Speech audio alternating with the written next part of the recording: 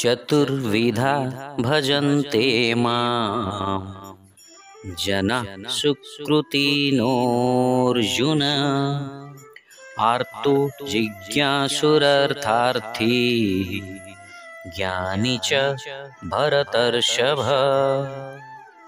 बंधुगण, केउं स्वभावयुक्त व्यक्ति भगवानଙ୍କ शरणागत हुअन्ति ନାହିଁ ताहा वर्णना कला परे श्रीकृष्ण केउं स्वभावर व्यक्ति माने भगवानଙ୍କ शरणागत होइथान्ति ताहा उपरे वर्णना करुछन्ति।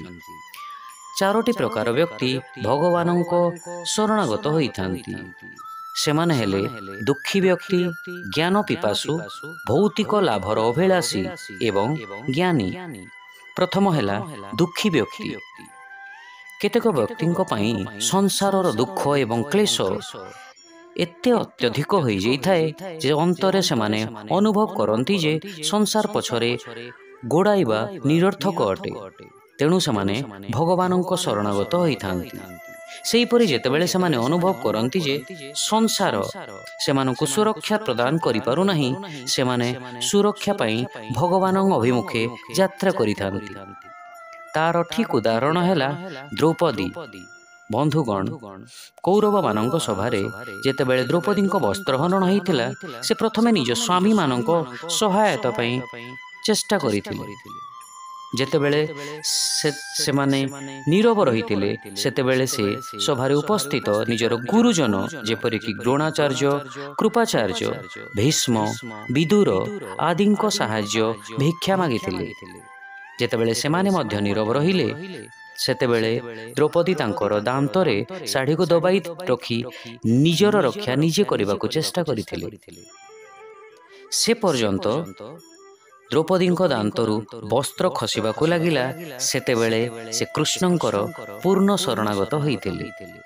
श्रीकृष्ण विलंब न करी तांको सुरक्षा प्रदान करी तांको साड़ीर दैर्घ्यकू बढ़ाई देइथिले। दुःशासन जेते टाणिले मध्य द्रौपदींकू उलग्न करिवार विफल होइतिले। अतएव जेतेबेले आमे दुखी अवस्थारे थाउ, सेतेबेले आमे कृष्णंकू भक्ति करिथाउ। द्वितीय हेले ज्ञान पिपासु। केतेक व्यक्ति जिज्ञासा वशतः भगवानଙ୍କ शरणागत होइथान्ति। सेमाने शुणिथान्ति जे भगवान आध्यात्मिक क्षेत्र रे स्वर्गीय सुख लाभ करिथान्ति। यह सेमानंकु आध्यात्मिक विषय जानिबाकू आउ उत्सुकता प्रदान करिथाए एवं निजर उत्सुकता को संतुष्ट करिबा पई सेमाने भगवानଙ୍କ अभिमुखरे जाइथान्ति। तृतीय प्रकार हेले भौतिक लाभर अभिलाषी। अन्य केतेक व्यक्ति थांती बंधुगण, जो माने जहा किछि भी भौतिक लाभर अभिलाष करिथान्ति, ताहांकु लागे जे भगवान एसबु प्रदान करि परिबे। तेणु सेमाने भगवानଙ୍କ आश्रय इच्छा करिथान्ति। उदाहरणतः ध्रुव तांको पिता उत्तानपाद ठारू अधिक शक्तिशाली हेबा पई भक्ति करिबाकू आरंभ करिदेले। तांकर भक्ति जेतेबेले परिपक्व हैला एवं शेषरे भगवान तांको दर्शन देले, से हृदयंगम कले जे से जहा पाइबाकू चाहुछंती ताहा अनंत समुद्र ठारू गोटाए लोटा जल सदृश्य अटे। तापरे तांको विशुद्ध निष्काम भक्ति प्रदान करिबाकू से ईश्वरंकू प्रार्थना करिथिले। चतुर्थरे ज्ञानी। शेषरे संसार रे एपरि जीव अछंती जो माने बुझी परिथांती जे से माने भगवानंकर ही क्षुद्र अंश अटंती एवं भगवानंकू प्रेम करिबा एवं भक्ति करिबा सेमानंकर स्वाभाविक धर्म अटे।